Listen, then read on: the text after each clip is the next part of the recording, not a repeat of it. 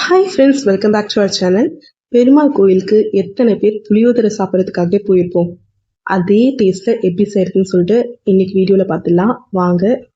அதுக்கு முன்னாடி நம்ம சேனலை சப்ஸ்கிரைப் பண்ணாதவங்க சேனலை சப்ஸ்கிரைப் பண்ணிட்டு நோட்டிஃபிகேஷன் பெல்லும் ஆன் பண்ணி வச்சுக்கோங்க. அப்போ தான் நம்ம போடுற வீடியோ உடனுக்குமே உங்களுக்கு நோட்டிஃபை ஆகும். இப்போது அடுப்பில் ஒரு பேன் வச்சுக்கோங்க. பேன் நல்லா ஹீட் ஆனதுக்கப்புறம் 1/2 ஸ்பூன் அளவுக்கு வெந்தயம், 1 ஸ்பூன் சீரகம், 1/2 ஸ்பூன் மிளகு, 1 ஸ்பூன் அளவுக்கு எள்ளு சேர்த்துக்கோங்க. கூடவே 2 ஸ்பூன் கடலைப்பருப்பு, 2 ஸ்பூன் அளவுக்கு உளுத்தம்பருப்பு சேர்த்துக்கோங்க. 3 ஸ்பூன் அளவுக்கு வரமல்லியை சேர்த்துக்கோங்க. உங்கள் காரத்துக்கு ஏற்ற மாதிரி வரமிளகாயும் இதில் சேர்த்துக்கோங்க. எனக்கு கொஞ்சம் கோல்டாக இருக்கிறதுனால வாய்ஸ் சரியில்லை, கொஞ்சம் அட்ஜஸ்ட் பண்ணிக்கோங்க. இப்போ ஸ்டவ்வை லோ ஃப்ளேமில் வச்சுட்டு நம்ம இந்த மசாலாவை நல்லா வறுத்து எடுத்துக்கலாம். கடலைப்பருப்பு உளுத்தம்பருப்பு நல்லா கோல்டன் ப்ரௌன் கலரில் மாறுற வரைக்கும் வறுத்து எடுத்துக்கோங்க. அதுதான் இதுக்கான சரியான பதம். இப்போது எல்லாமே நல்லா கோல்டன் ப்ரௌன் கலரில் மாறி வந்துருச்சு. இந்த ஸ்டேஜில் ஸ்டவ் ஆஃப் பண்ணிவிட்டு இது எல்லாத்தையும் நல்லா ஆற வச்சு நல்லா ஃபைன் பவுடராக அரைச்சி எடுத்துக்கோங்க. இது கூடயே நீங்கள் விரும்புனீங்க, உங்களுக்கு பிடிக்கும் அப்படின்னா தேங்காயோட கொப்பரையும் நீங்கள் இதில் சேர்த்து அரைச்சி எடுத்துக்கலாம். பட் ஆனால் லாங் டியூரேஷனுக்கு நீங்கள் ஸ்டோர் பண்ண போகிறீங்க அப்படின்னா தேங்காயோ கொப்பரையோ நீங்கள் இதில் சேர்க்காதீங்க. இப்போ இது எல்லாத்தையும் ஆற வச்சு ஃபைன் பவுடராக அரைச்சி எடுத்துக்கலாம். அடுப்பில் வேற ஒரு பாத்திரம் வச்சுக்கோங்க. 100 கிராம் அளவுக்கு புளியை கரைச்சி தண்ணி எடுத்து வச்சுருக்கேன். அதை நான் இந்த பாத்திரத்தில் சேர்த்துக்கிறேன். இந்த புளி தண்ணி கூடயே 1 ஸ்பூன் இல்லை 1.5 ஸ்பூன் அளவுக்கு பெருங்காயத்தை சேர்த்துக்கோங்க. 1/2 ஸ்பூன் அளவுக்கு மஞ்சள் தூள். இப்போ நான் இதில் 2 ஸ்பூன் அளவுக்கு உப்பு சேர்த்துக்கிறேன். நம்ம சாப்பாட்டில் கலந்து சாப்பிடும்போது நம்ம உப்பு எக்ஸ்ட்ரா தேவைப்பட்டால் சேர்த்துக்கலாம்.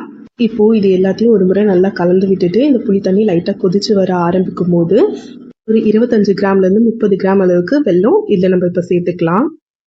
இப்போது இது எல்லாத்தையும் ஒரு முறை நல்லா கலந்து விட்டு மூடி போட்டு இந்த புளி தண்ணியை நல்லா ஒரு 5லேருந்து 10 நிமிஷம் நல்லா கொதிக்க வச்சு எடுத்துக்கலாம். இப்போ பாருங்கள், எல்லாமே நல்லா கொதிச்சு தண்ணியும் கொஞ்சம் வற்றி வந்திருக்கு. இந்த ஸ்டேஜில் நம்ம ஏற்கனவே பவுடராக அரைச்சி வச்சுருக்க அந்த புளியோதரை மிக்ஸை இப்போ நம்ம இதில் சேர்த்துக்கலாம்.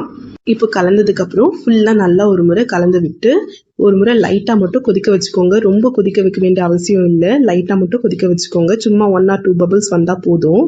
இப்போ பாருங்கள், ஃபுல்லாக நல்லா கலந்து விட்டுட்டேன். இப்போது புளிக்காய்ச்சல் ரெடி ஆகிடுச்சு. இதுக்கு தேவையான தாளிப்பு மட்டும் நம்ம இப்போ செஞ்சிடலாம். இந்த புளிக்காய்ச்சலை நீங்கள் 15 நாள்லேருந்து 30 நாள் வரைக்கும் நீங்கள் ஃப்ரிட்ஜில் ஸ்டோர் பண்ணி வச்சுக்கலாம். அப்பப்போ நீங்கள் எப்போல்லாம் சாதத்தில் மிக்ஸ் பண்ண போகிறீங்களோ அப்போ மட்டும் நீங்கள் தாளிப்பு சேர்த்திங்க அப்படின்னா டேஸ்ட்டு அப்படியே இருக்கும். இப்போது ஒரு பாத்திரத்தில் நான் இன்றைக்கி செஞ்சுருக்க புளிக்காய்ச்சல் மொத்தமாகவே நான் யூஸ் பண்ண போகிறேன். அதனால 3 டேபிள் ஸ்பூன் அளவுக்கு நல்லெண்ணெய் நான் இதில் சேர்த்துக்கிறேன். இப்போது இது கூடயே 1 ஸ்பூன் அளவுக்கு கடுகு சேர்த்துக்கலாம். நீங்கள் ஏற்கனவே மசாலாவில் சீரகம் சேர்த்துருப்பீங்க, இருந்தாலும் தாளிப்பில் ஒரு 1/2 ஸ்பூன் அளவுக்கு சீரகம் சேர்த்துக்கோங்க. அப்போ தான் டேஸ்ட் நல்லாயிருக்கும். இப்போது கடுகு சீரகம் எல்லாம் நல்லா பொரிஞ்சு வந்ததுக்கப்புறம் தேவைப்பட்டது அப்படின்னா உங்களுக்கு பிடிக்கும் அப்படின்னா கொஞ்சமாக பெருங்காயம் சேர்த்துக்கோங்க. எனக்கு பெருங்காயம் பிடிக்கும், அதனால நான் கொஞ்சம் சேர்த்துக்கிட்டேன். இல்லைன்னா நீங்கள் இந்த ஸ்டெப்பை அவாய்ட் பண்ணிக்கலாம். 2 ஸ்பூன் அளவுக்கு கடலைப்பருப்பு, 2 ஸ்பூன் அளவுக்கு உளுத்தம்பருப்பு சேர்த்துருக்கேன். இப்போ கடலைப்பருப்பு உளுத்தம்பருப்புலாம் நல்லா கோல்டன் ப்ரௌன் கலரில் மாற வரைக்கும் நல்லா ஃப்ரை பண்ணி விட்டுக்கலாம்.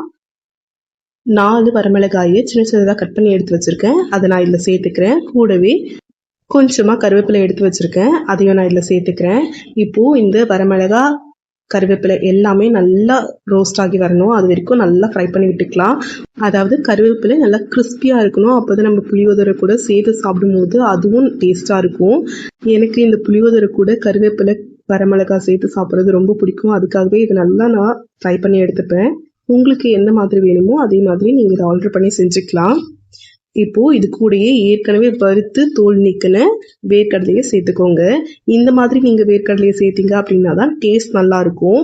எண்ணெயிலேயே வறுத்து எடுத்தீங்க அப்படின்னா டேஸ்ட் நல்லா இருக்காது. ஸோ முன்னாடியே வறுத்து தோல் நீக்கின வேர்க்கடலையை நீங்கள் இதில் சேர்த்துக்கோங்க. இப்போ இது எல்லாத்தையும் ஒரு முறை நல்லா வறுத்து விட்டுட்டு நம்ம ஏற்கனவே எடுத்து வச்சுருக்க அந்த புளிக்காய்ச்சலில் இதை நம்ம சேர்த்துக்கலாம்.